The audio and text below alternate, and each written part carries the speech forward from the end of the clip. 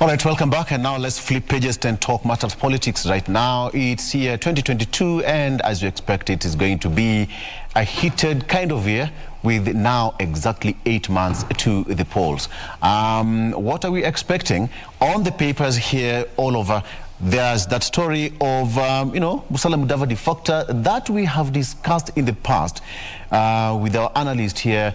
And I think it's also quite imperative to discuss it even further, because in politics, it's a matter of interest and the possibilities and arithmetic. So today we want to talk about the Musalia Mudavadi factor. Remember, the deputy president was in Kakamega last week, where he attended a football match at the Mumias Sports Complex, and he said that there was no problem working with Musalia Mudavadi. And right now, all the indicators have it that there must be perhaps a pact is in the offing. So how is it going to play out? One, to the One Kenya Alliance members, is it going to survive? Are they going to kill it, or are they going to troop to the DP side all together?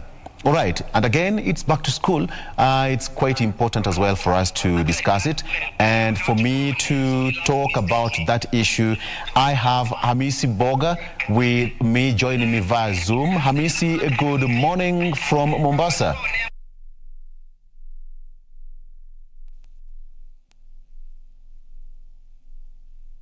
Hamisi, good morning. Yes, good morning, sir. And Happy New Year.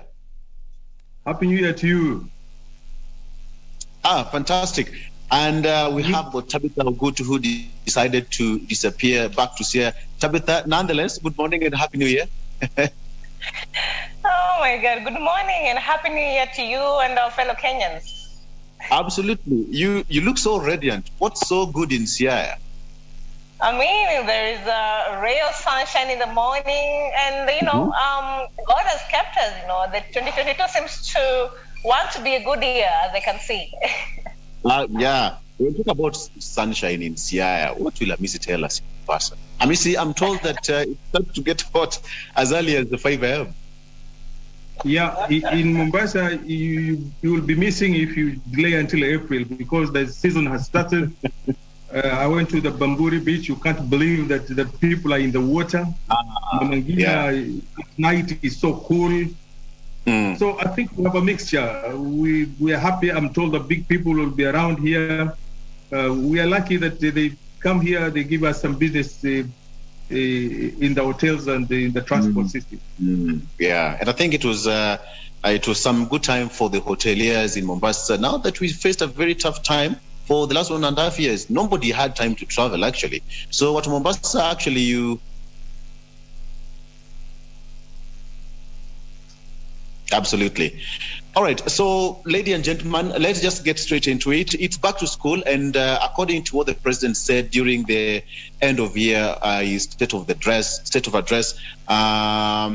it's going to be one of the most busy year. We have got 4 terms, and parents are going to, be scratching their heads. Perhaps to start with you, Tabitha, what should you expect with now? The calendar is already out for the KCPE, KCSE, Class 7, and all that. What should you expect, briefly? I think that is a very good question you've asked this morning. Like any other parent, they'll be worried. For example, Christmas was just here. We had the New Year celebration. It's just been a bomb of festivities. And then right now, the government has decided to slap you with an extra term on the face for your children in school. So number one, it's the bit of having extra expense towards the 4th term, which has never been in our Kenyan calendar system of education for the primary and secondary school going kids. And at the same time, the parents have to come to terms with the fact that, Christmas was not here to sell the festivities, and now they have to deal with it head on, getting money to take their students to school, and the new regulations that also the Ministry of Education has tried to put in place. You see, the CS for Education, Professor Mboga, said that we have even another law for students who are, they're not straight, I will say that, to be safe. So if you have some of these students, then you have to also buy the option of which school are you taking them, and if at all they're going to be taken to school. So it's just a whole stressful season for the parents. But hopefully by February, they will catch up, if you ask me, Victor. They'll catch up. Yeah, and of course, it's going to be one of those, tight schedule for both even the teachers, because they have to work extra hours just to make sure that they complete the syllabus.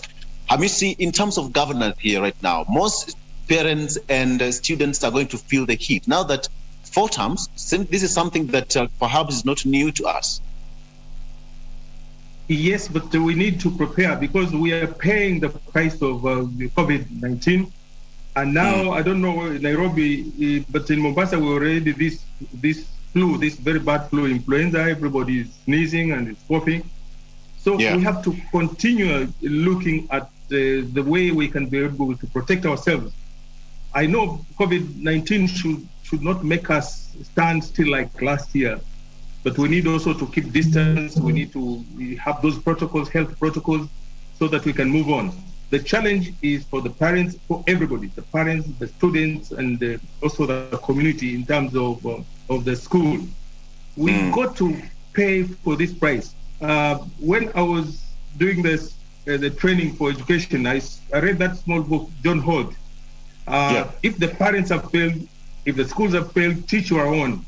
So this is the time that we must consult, we must talk to our children, we must talk to our friends, that things are extraordinary and therefore we must behave like that so that we can come over it. I think after 2024, the school system will come back and we should be able to move on. And we are lucky we have survived because we didn't have that great threat of COVID-19, but let's still keep distance. Those of us on the beach side here, we have to continue talking. People were so close last week at night and during the day. In fact, we were worried, but God is with us. We are still safe. But the school system has a challenge. The school system had a challenge. But Tabitha, we might be, actually, all this we have to thank the government because amidst all the problems and the turmoil that we had because of the corona, the government still managed to put everything in order and students had to go back to school. Unlike Uganda, who are actually set to reopen after something like 2 years, because of the pandemic. So we have to give it to the government, nonetheless.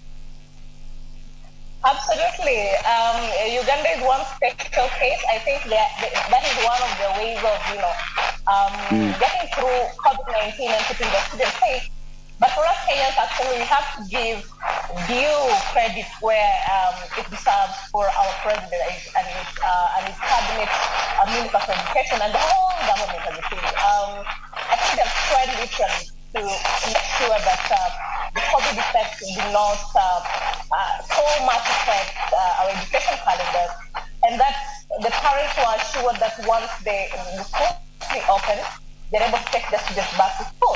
That is something we have to do. Another thing that the government, I think, needs to personally to be is how the COVID-19 is being controlled in school, because I sort of think that schools are really relaxed. Our students do not wear masks anymore, they don't sanitize. They just move around. If you look at the day scholars, here in the villages, they're just walking. They're not honestly taking caution of this COVID-19, and I think if they cannot take care from that basic level, then they shall see an upsurge again.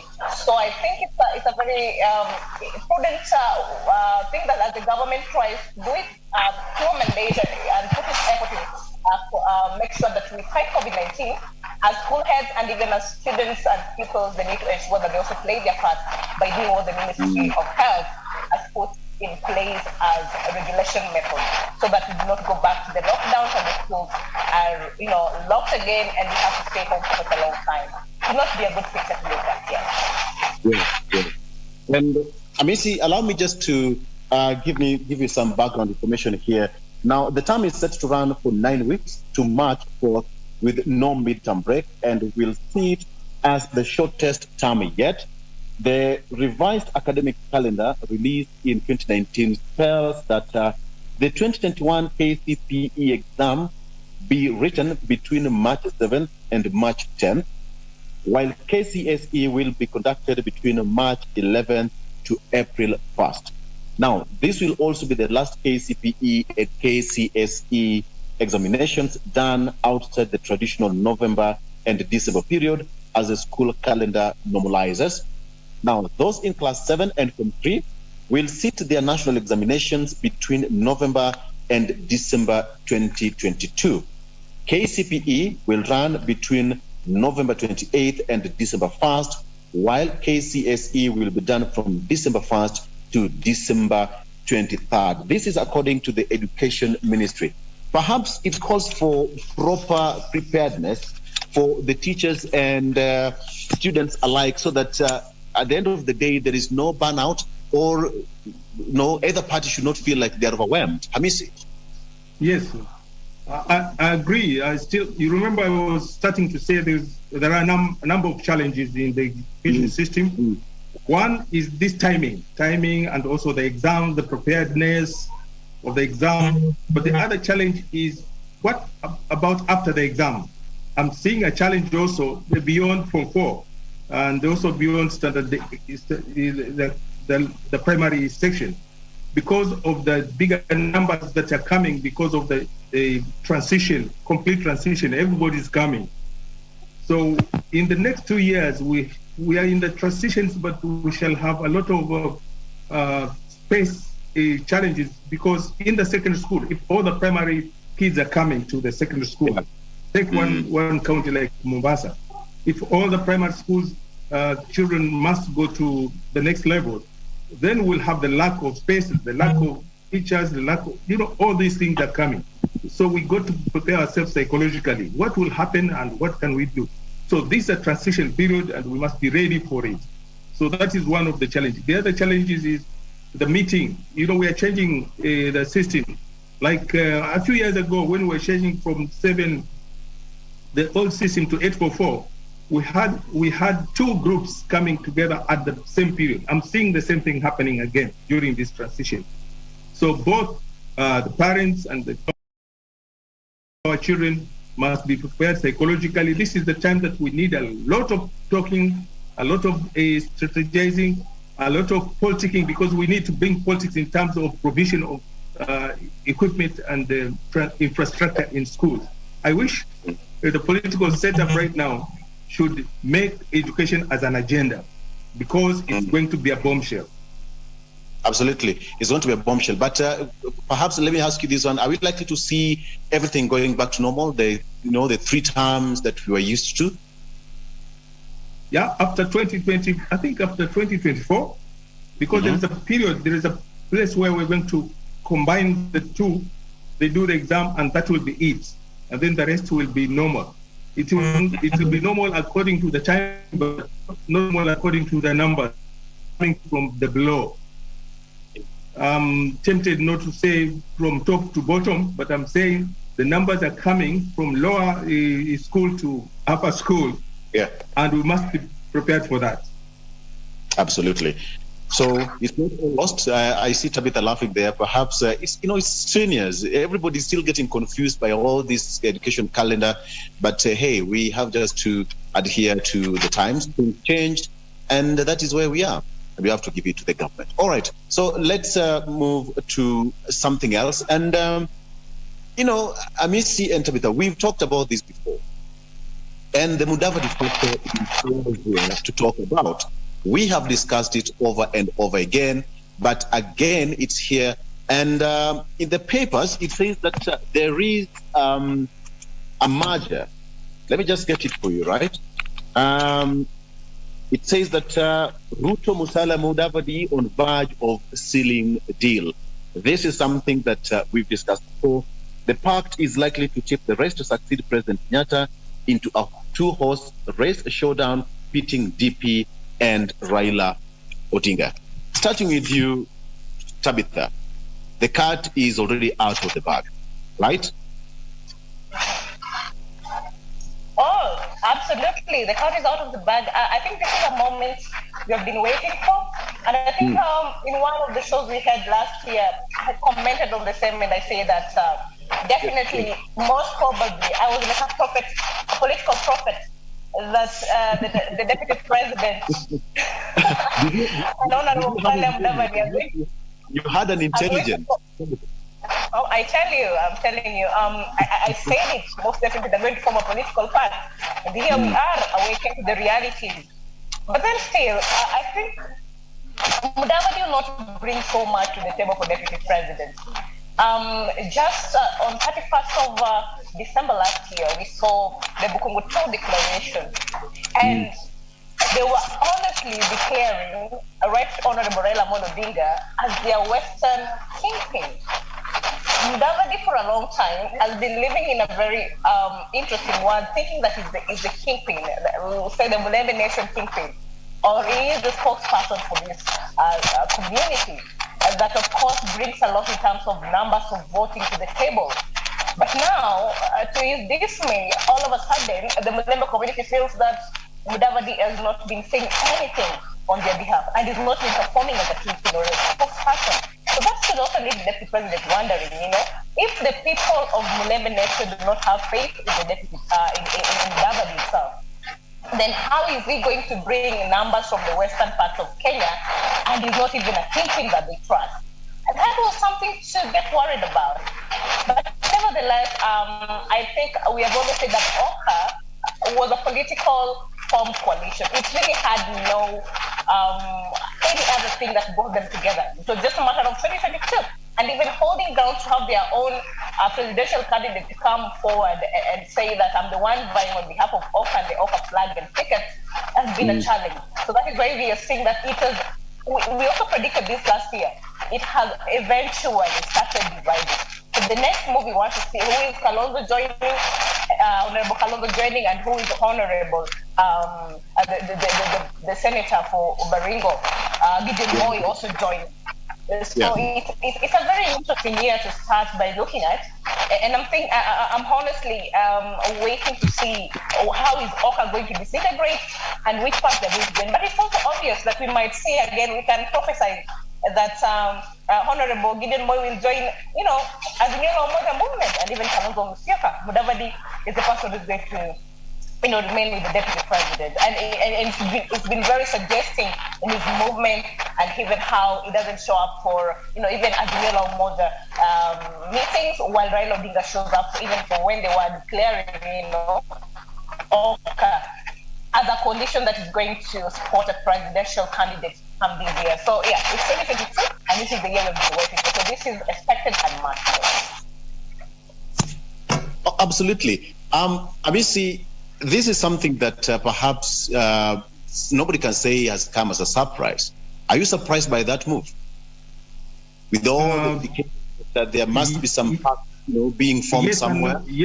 Yes and no. One time when I listened to my former minister, Mudavadi, and when he said, this year my name must be on the ballot. When I listened to my friend Kalonzo Musyoka says, there's no way you see Kalonzo anywhere except in the ballot. And when they formed OCA, I said, in fact, majority of us, remember the last time we talked here, yes, we have three forces. The Kenyan people will make a decision, make a choice. Is it the OCA team? Is it the ODM Jubilee team? Or is it the Ruto team? As we move now, I will agree with those people who said maybe there are two horses only on the ballot, the strongest. And therefore, anybody else must make a decision. Do you join this post or that post so that we can be able to see a good political campaign? Ordinarily, I would not have thought Mudavadi people would have talked to William, because look at history. We are looking back. Even the demons, during the time of the demons, if you Kenyans are here, there was a time that it was so demonic that people could not have a cup of tea. But the politics is what it is. It's not permanent. You have to change because of the position. So it is likely that Mheshimiwa Mudavadi may join the Ruto team. But I can't see Gideon Moi joining that team. I can't see Kalonzo joining that team because of what level, what stakes are they going to take? I thought the challenge or the opportunity is there. If Mudavadi joins Ruto, then maybe he'll be number 2, the running mate. Yeah. Otherwise, he can't be number 1 unless Ruto really gives in. If Mheshimiwa Kalonzo joins the ODM team, yes. Is he ready for that? Because he's always indicated that he's going for nothing but the top seat. And now the deputy president is also adamant that he's going to be the flag bearer. So what's now left for Musalia Mudavadi? Challenge. This depends on, you can only claim a seat depending on your strength. You must analyze. One time we were asking, what are the Lord? But if you see that the defection from ANC to other parties, then Mudavadi is a bit weakened, and that can mean, if he's honest enough, he should say, let me take number 2, I still have some time, I can be able to come back. He can't be given number 1 analytically the way we see it, unless there's a big change at the top of that new formation. But for Mheshimiwa Kalonzo, his traditionally position is there because Raila has not mentioned anybody to come to number 2, and Mheshimiwa Gideon has a number of years ahead of him. I see him doing some practice actually for the future. So if I was supposed to put a coin, I would say Kalonzo and Gideon are going to join Raila, and then Mudavadi is joining Ruto, and then we have 2 strong teams, and it is going to happen from, you observe from tomorrow. These 3 days will determine some direction and some wave. And that wave will be 2 strong contenders. The rest will come, but I can see only those 2. So we want to wish Mudavadi good luck, whether he's going there or he's still going to be on the ballot.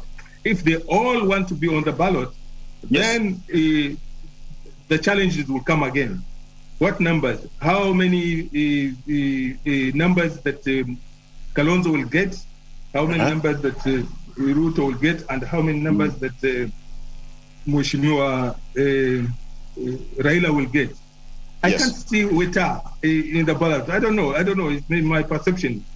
I'm sorry to say, but I can't see him. I can't see Gideon going to put a puppet. But if they do, good luck. This is democracy. But there's a very strong issue that there'll be 2 horses. That is Raila and Ruto. Okay, Tabitha, what has it that there are, talks have already been initiated between the DP side and Mudavadi side, which is most likely to crystallize sometimes in mid-February. But from where you are sitting, paint for me a picture. What are some of the talks? Without giving me details, if you have the intelligence again, prophetess, you can perhaps give me what's in the head of those people who are on the table trying to craft this kind of an agreement between the DP and Mudavadi. What do you think they're discussing? Because when you talk about the numbers, talk of what the DP will bring on the table and what Musalia Mudavadi will bring on the table, having in mind the number of MPs, governors, legislators that ANC, managed to marshal in the last election. All right. I'm going to play the role this time around as well. But honestly speaking, for Honorable Mudavadi, he doesn't even have right now a deputy party leader. His deputy party leader defected as the new Mboga. So he has a lot to fix in his own camp. He literally has a lot to fix in his own camp. And we also saw many ANC ward administrators, the ward members of county assembly, MCAs, and even some MPs defected, even nominated members of the county assembly subsequently, and also members of the National Assembly. So it's a very sad moment for him, if you ask me. In fact, somebody will argue that ANC, if it's not really well structured and strategized, then it is on his deathbed. I mean, it is on his deathbed because now its administration and even its leadership is really compromised. Another thing that I think Mudavadi has proven to be oversight is, actually this time, is the fact that he can't be trusted. He honestly you can't just follow him and be sure that this is what you get from him. We opted that maybe it'll be the flag bearer for Oka as the next president. I mean, I think it would have been the best thing. Whether they go to the ballot and lose or get something, then at least Oka as a coalition of put in place one of them to be a presidential candidate. If not that, then we cannot have hope with them moving on next time. Even if they form what not in terms of coalition, then it's going to be a little bit of a challenge. So as I said earlier, Mudavadi is not bringing so much to the table at this moment, because I want to tell you that before August, many of the ANC and followers of Mudavadi are going to defect to Azimio Umoja. And the people of Western Kenya have categorically stated, the voice of the people is the voice of reason. They've categorically stated in the Ogutu and even their elders and declare that the person they are backing as their kingpin is the Right Honorable Raila Amolo Odinga. And that means he has no blessings from his people. So it's so worrying for him as an individual, to ask me. I honestly do not know the basis of which under which the deputy president was looking at this. But then maybe they have their, like you said, maybe they have their own speculations here and there and their demands. So maybe what Mudavadi, because he has seen that he's not fit enough to be the president, because if honestly he wanted to run for the president, then Oka gave him the opportunity to. All they needed to sit down and decide who and who is president and what. And therefore it stood a chance to vie as a president. That is what we have seen, or we wanted to see in Mudavadi. So the president is defecting and going to the UDA side and wanting to form a coalition rather. And also what we might have in there is as a vice president, which is the most probable, I think, idea that the deputy president managed to sell to him. And we're just waiting to see other things that will play in picture. But honestly speaking, Mudavadi slowly but surely is committing a political suicide. Yeah. All right. Tabitha, Hamisi, allow me to take a break, and when we come back, we still need to discuss more of this, because as it is, things have started to unveil slowly. August will be an interesting month. All right, let's take a break, and we'll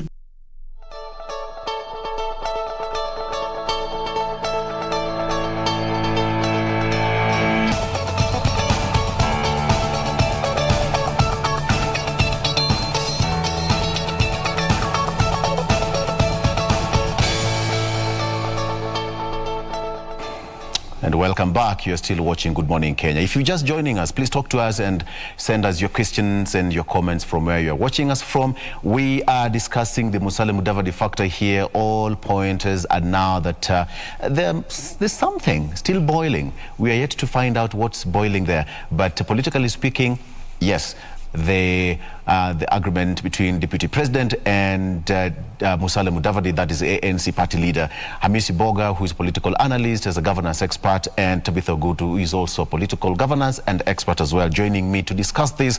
Coming to you, Hamisi, let me ask you, what weight do you think that Musalia Mudavadi will bring on the weighing scale towards Deputy President William Ruto's side?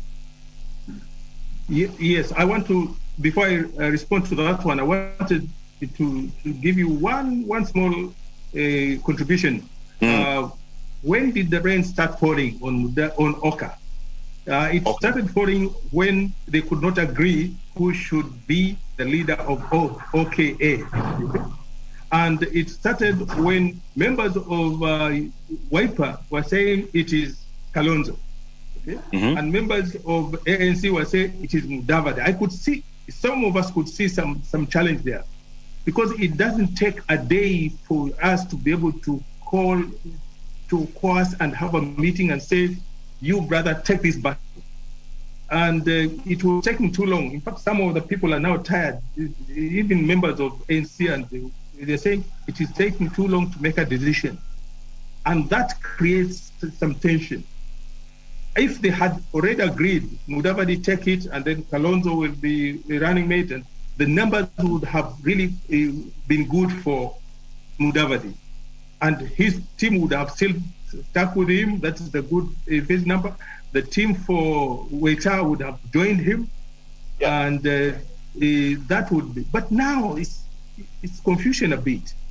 And that's what I was saying. In the next few days or so, Mudavadi may be losing more if he doesn't call a meeting very quickly to be able to mobilize his forces. It doesn't take 2 days to organize an NDC and say which direction. Do you want to allow me to go to join other people, or do you want me to go on? And then it doesn't take time also for Mudavadi and Kalonzo to close themselves in a window and say, it is this one, so and so Tosha. It took about less than 2 days for Raila to say Kibaki Tosha. In fact, there was no meeting. It was suggested from Raila, and it took up, and we had a change. So there is a change in decision making, this governance decision making, which is taking too long, and it has consequences.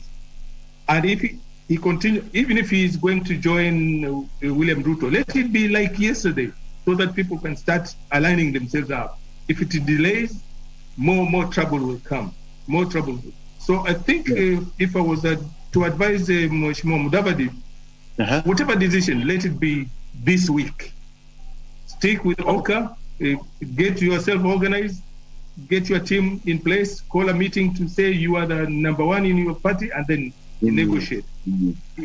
This coalition agreement, how long does it take with our lawyers? We have lawyers in Mudavadi's team, we have lawyers in Kalonzo's team, including some of them are lawyers themselves. Let them sit and make a decision. Or if they can't, let them join the other team. Interesting, because that's exactly what I've just asked Tabitha, that what do you think, both parties are discussing, considering the numbers that either party would bring, and having in mind that Deputy President said that he's going for the top seat. Musalia Mudavadi as well said that he's going for the top seat. But do you think his lieutenants are ready to take anything less than the president's? Tabitha? Yes. Victor, I think honestly speaking, the ANC party leader, Honorable Musalia Mudavadi, if he's going to take anything less than the presidency, then he's going to approve his followers or his lieutenants that, he's not somebody worth trusting, or they can't have faith in him. As I said earlier on when you asked me this, I said categorically that Mudavadi, what we expected to see of him this year, 2022.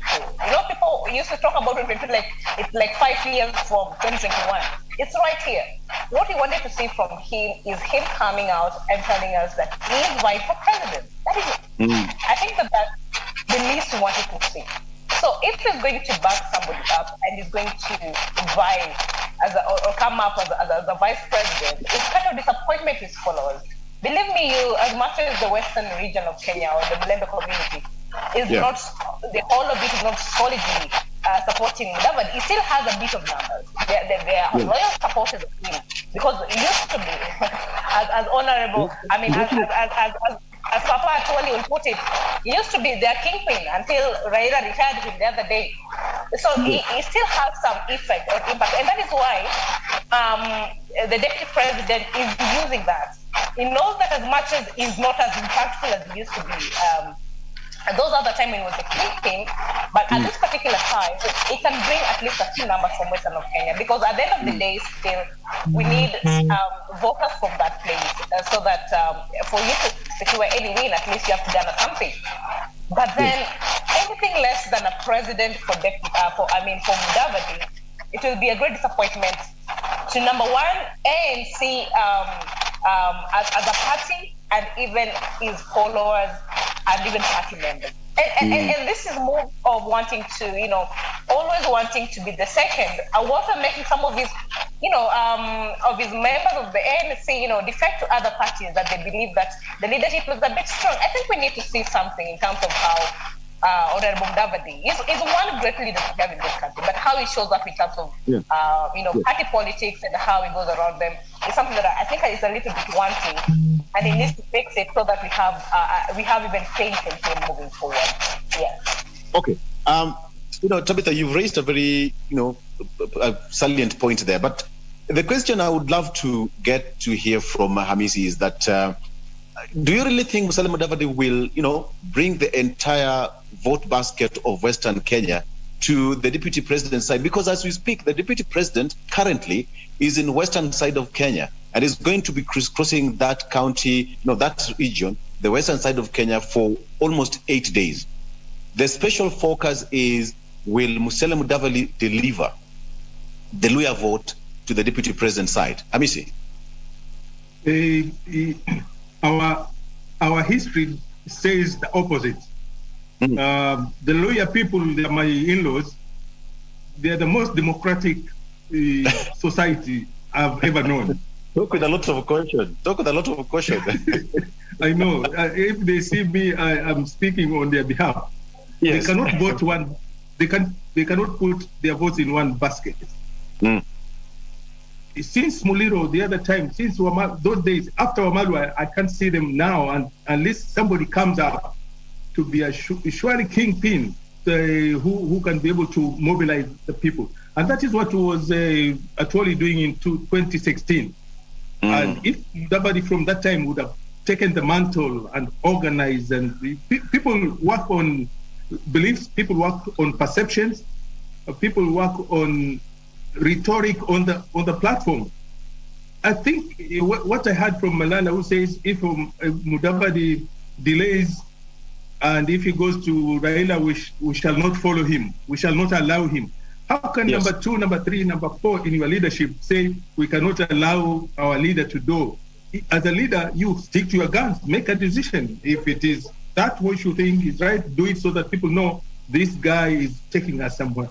So we have a challenge that Mudavadi may not deliver all the votes to either the Ruto, Mheshimiwa Deputy President, or to Mheshimiwa Raila Odinga. But he has a number of votes which can make a difference, can top up any contender.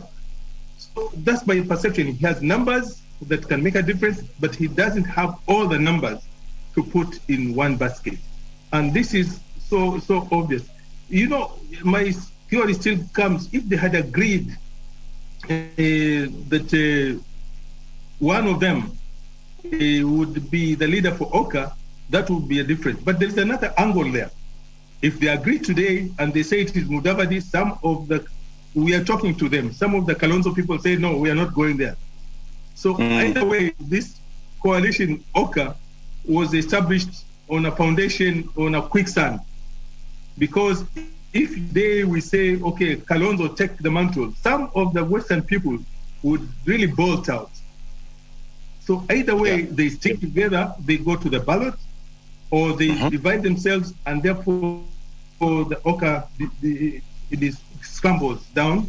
And the idea is not even Mheshimiwa Kalonzo will take all the votes from Ukambani to put it in one basket, but at least there'll be that share, that democracy of saying some are supporting. What worries me is the leadership. Those who are in the positions, if many of them move, everybody has an influence. If you take all the governors in Western, if half of them go to one side, they must be moving with some votes.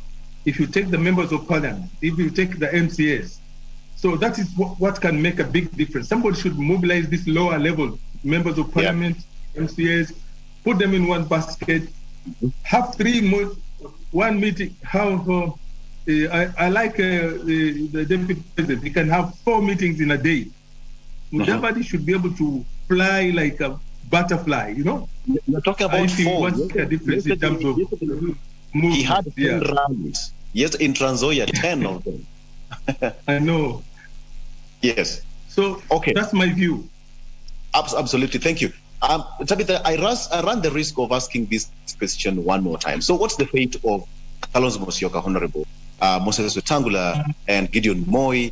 We have got, all the One Kenya Alliance principles. So in simple terms, what else? What else is a big question for them? Honorable Kalonzo Musyoka, the other day I was seeing him say that the horses are not only position this year, it can also be a horse that wins, because he says that he's disputing the fact that they've been trying to say that you only have 2 horses.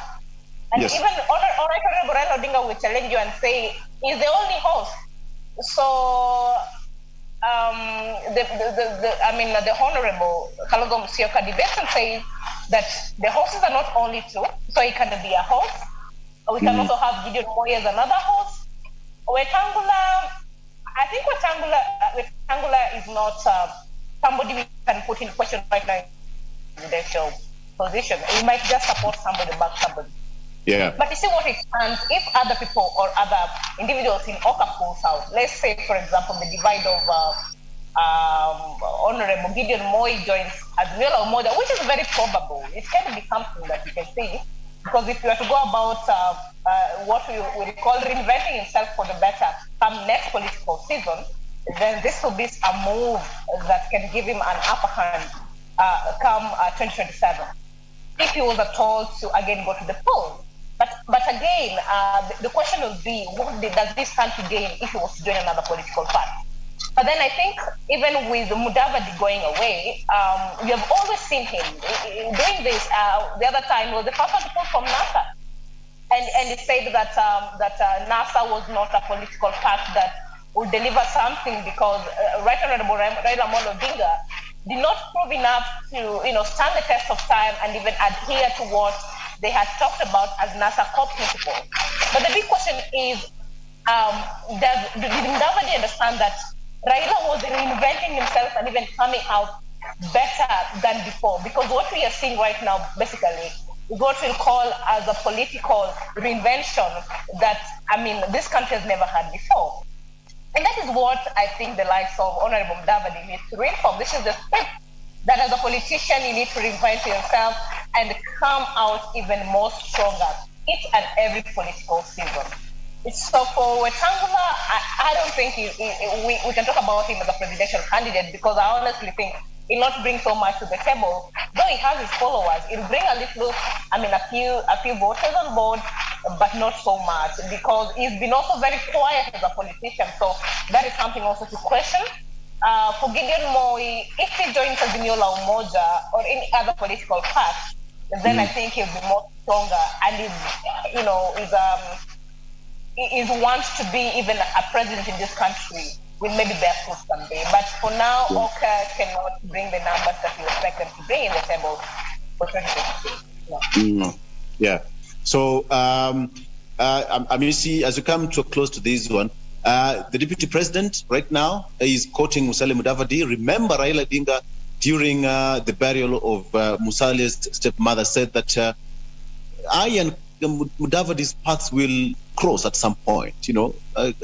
Mudavadi agenda mahali tutakutana tu kupele. That's according to what Honorable Raila Odinga said. It seems that all focus and attention is on Musalia Mudavadi. So, what is now left for Raila Odinga? Talking of that, remember the Bukungu Stadium declaration?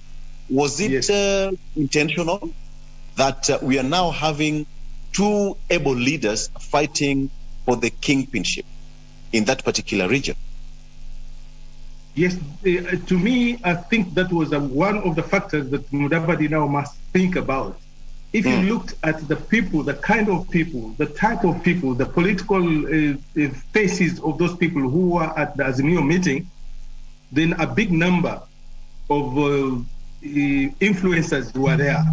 And you can't leave that kind of a team.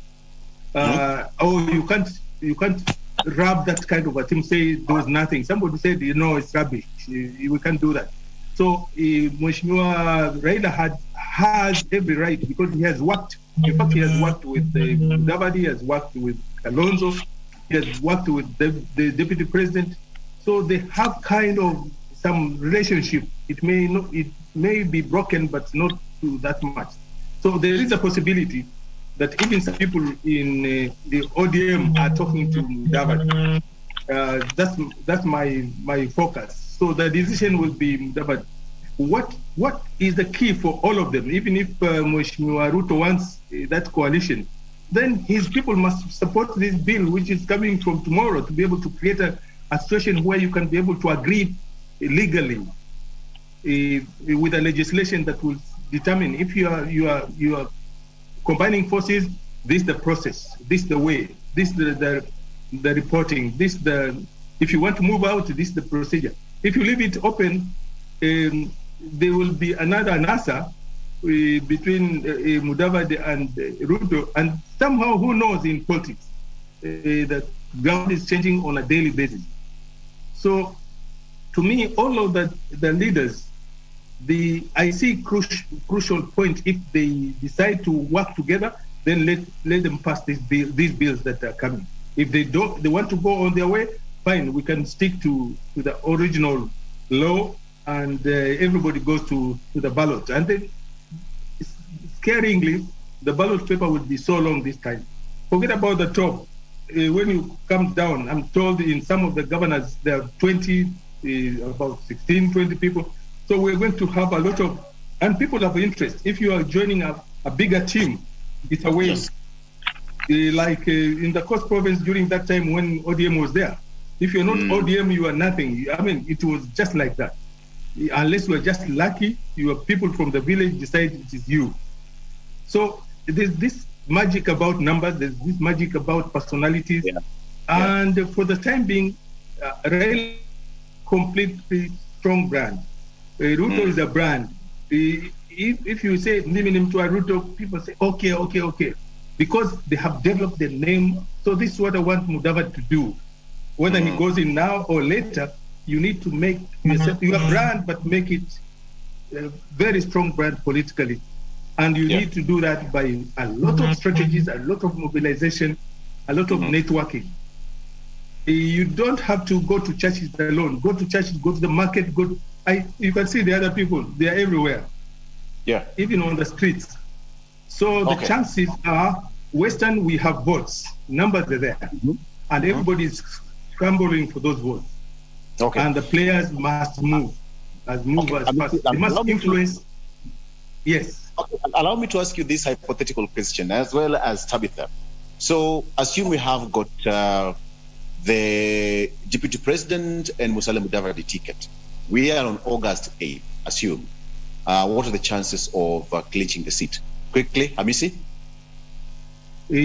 What are chances of? Winning the seat, the ticket, the presidency. Oh, it's as if I was taking the opinion today, it's going to be close. It's going to be close. But given politics what it is, giving another 1 week, there could be a lot of changes. You will be surprised because I'm expecting a wave. And Mheshimiwa Raila is very good at creating waves.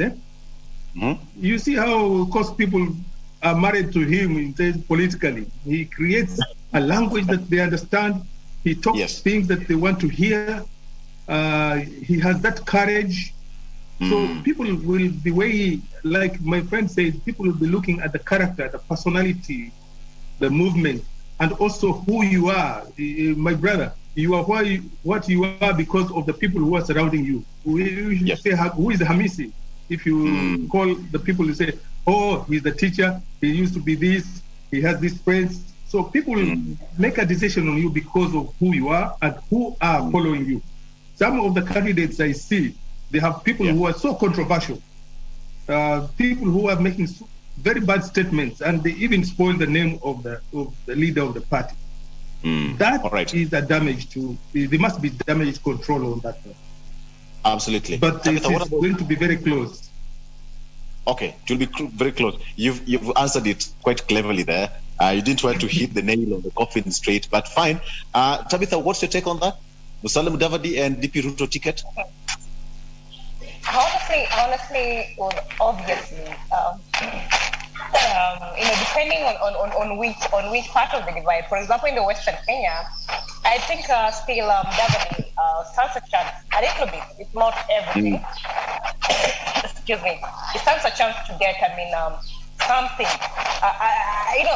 The Mulembe community, a bit of percentage of it still supports Mudavadi. And that is why every politician wants to associate with him. So if I'm vying, for example, for an MCA seat or let's say an MP seat around Vihiga and those areas, then I will opt for an ANC seat. Yes, party, I will not go for UDA. It depends with which side they have the stronger ones. Like what Hamisi has said, have they politically married these particular places? So this is the factor I look into and how people perceive them. Perception is very important.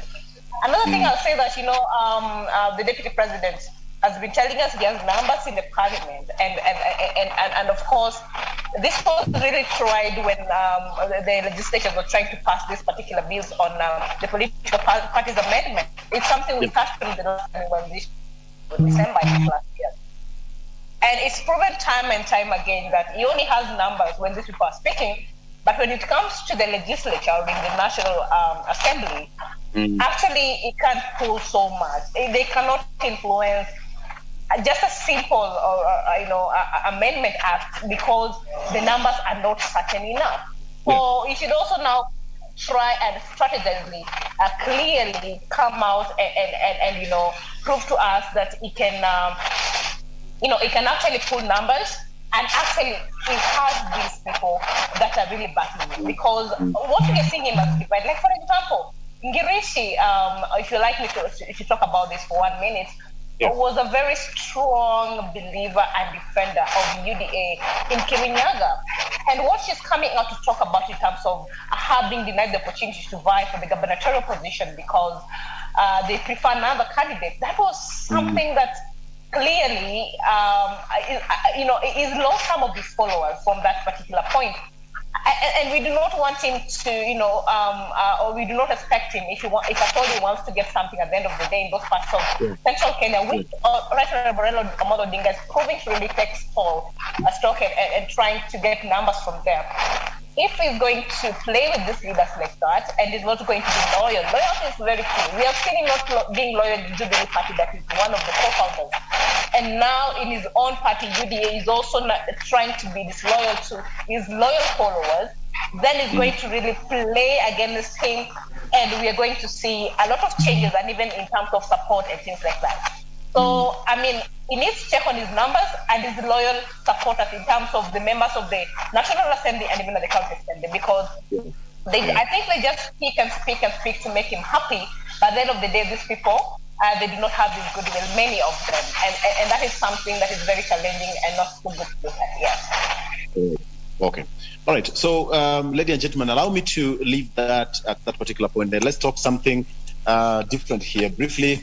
Thank you so much for that. From here, let's talk about the Deputy President William Ruto's campaign, please. It's the first week of the year 2022, and already he's hit the ground running. So, according to his itinerary here, the Deputy President on Tuesday, his entourage will head to Kakamega County, where he will address a number of rallies. On Wednesday, the DP again will be in Bungoma, that is western side of Kenya. This will be the second time that Ruto will be invading Kakamega, having visited the vote-rich county on Saturday when he attended the Cleo Malala Super Cup, that tournament at the Mumias Complex. And according to his itinerary, on Thursday, he will take his campaigns to Busia County. From Busia, DP Ruto's entourage will sweep through West Pokot and Elgeyo Marakwet counties on Friday as he escalates his campaigns. Again, on Saturday, Ruto will hold a big rally in Eldoret, followed by another series of engagements in Bomet. And on Monday, that's where he will end his first week of 2022. But on Sunday, he will be in Migori County, that is in Kuria. That is counted to be an ODM stronghold. But in 2013 and 2017, the people out there voted for the Jubilee administration. Hamisi, first week, 8 counties, it's a full program for the DP.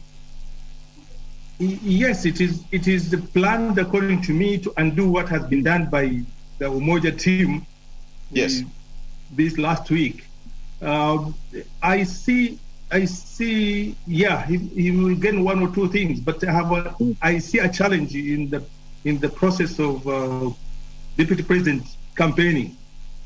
Yes. For example, if ODM or if Jubilee and ODM decide to go to the ground, they have numbers of people who can have parallel meetings at the same time. But in most of the meetings that Deputy President, you must see Mheshimiwa Ruto for that team to be seen big. But I can assure you, if the governors that are around the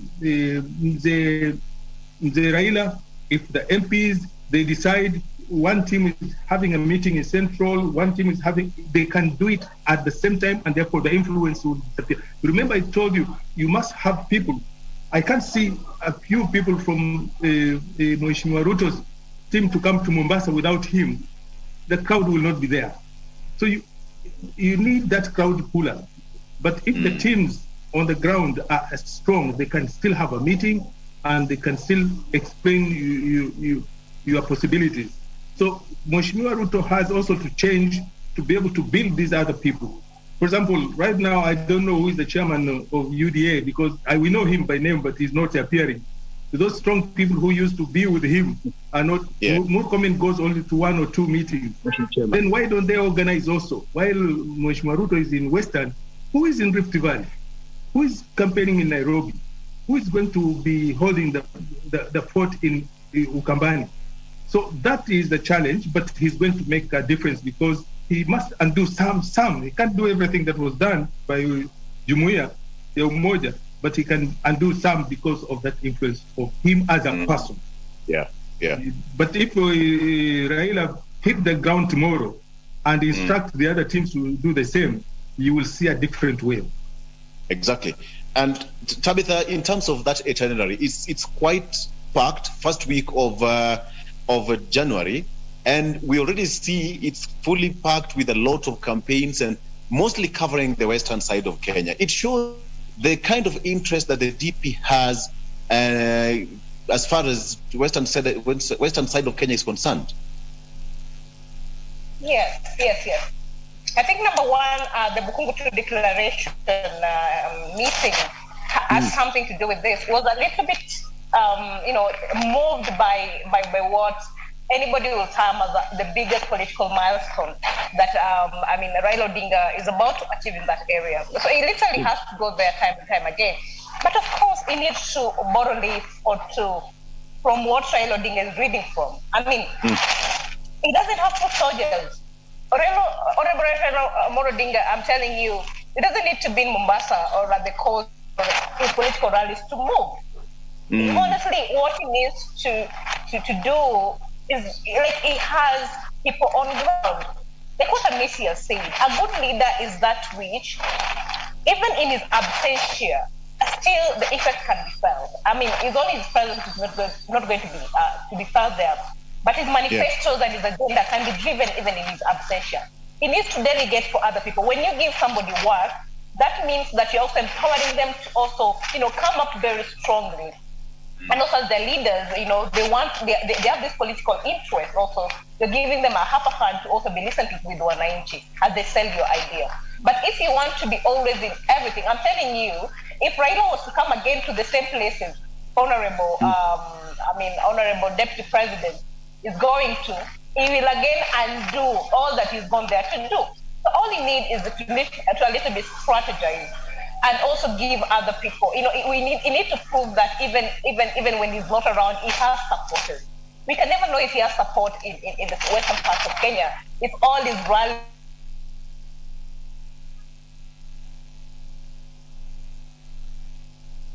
or all political rallies, he has to be there physically for them to be saved. Something that we need to consider very critically is also how. Yes.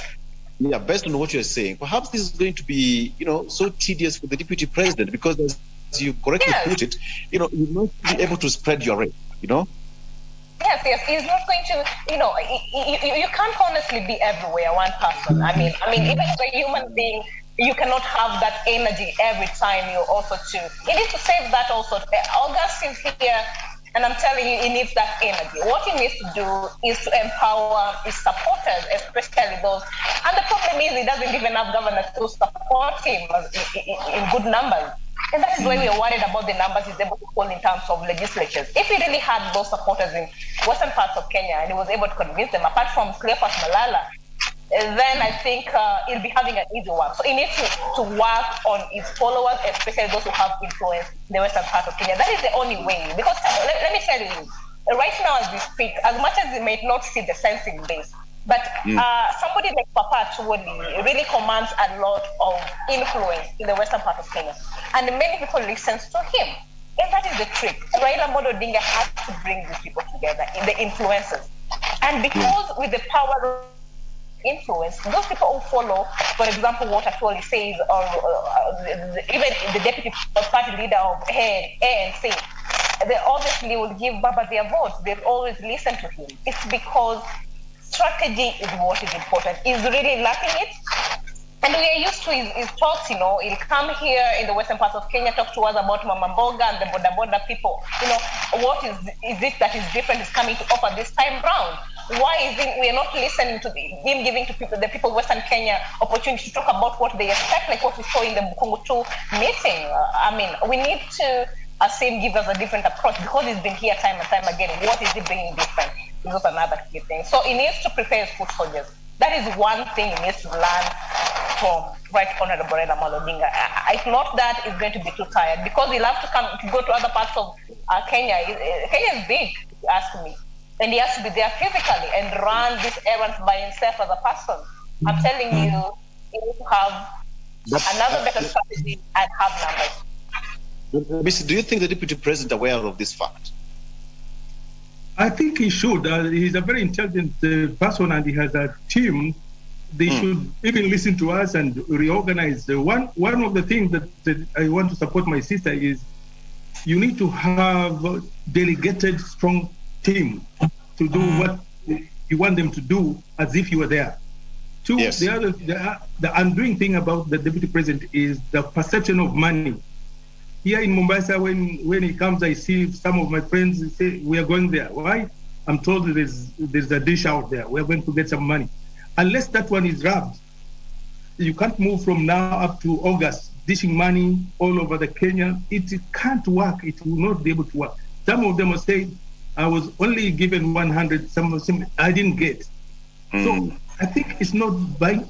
The message should come. People must accept the message with or without money.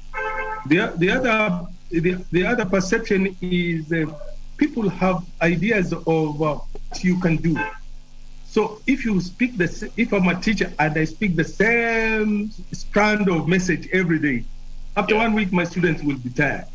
And I can see that mistake in the Deputy President. He's the same thing. Even if he goes to 5 meetings, if you read properly, you listen properly, the message is the same. These are the people who are saying, these are the people. People are tired of those. They want a new thing. For you to be able to get a new thing, you need a break.